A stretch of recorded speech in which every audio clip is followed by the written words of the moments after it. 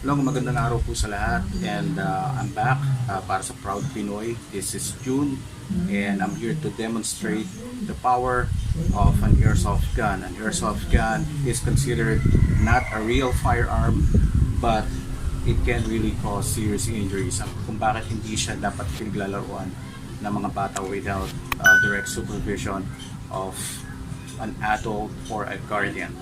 Right. Just to show you, this is an airsoft gun, an assault rifle.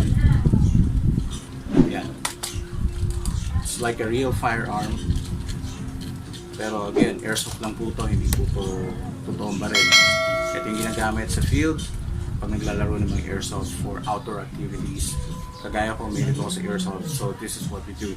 But when we play airsoft, we actually have protection. Meron sa ulo, merong cover sa mukha, salamin, syempre.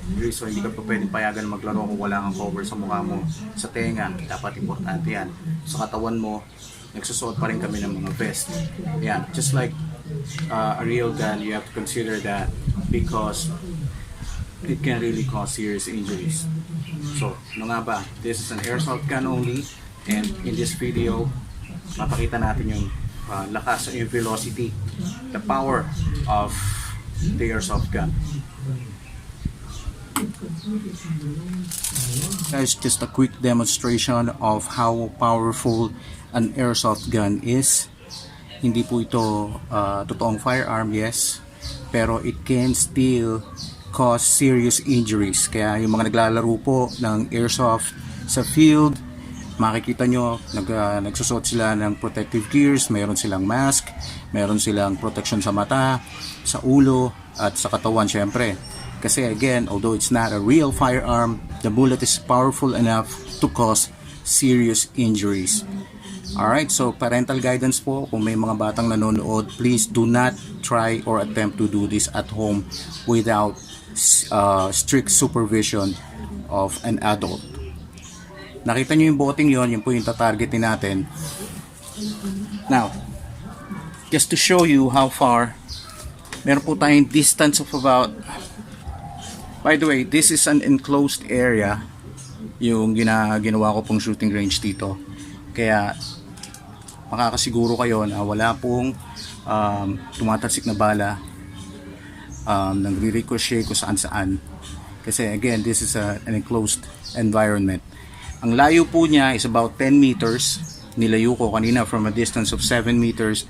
I demonstrated kung kaya niyang basagin yung bote ng mantika, which is nagawa niya in a previous video. Ngayon, we'll attempt to break this glass. An Emperador bottle. Matigas to, makapal to. Ayan, so from a distance of 10 meters, ayan, nakita nyo, nandun yung gun. Ayan, titignan natin kung kaya niyang basagin tong bote na yan. Alright, so again, strict parental guidance is needed. So please, if may mga bata pong nanonood, do not attempt to do this at home. This is very dangerous. I'm just doing this for the purpose of education, para wala pong masyadong madisgrasya sa paglalaro ng airsoft.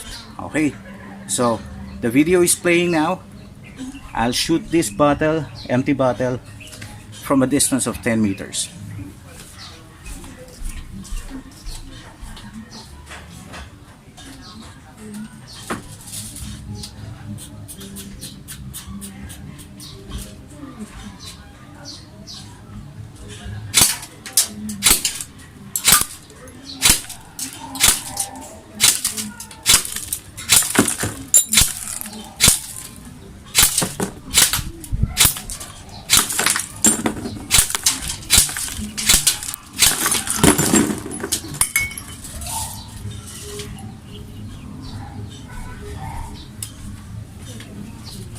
Wow, just like that, nakita nyo naman kung gaano ka powerful yung bullet o yung projectile of an airsoft gun. Again, if there are kids watching this, do not attempt to do this at home. And just for a disclaimer, we're using airsoft only, and this is an enclosed environment. This is for the purpose of educating the public na mag-ingat po sa paggamit ng airsoft. Airsoft is just a toy gun, but again, it can cause serious physical injuries. Thank you for watching.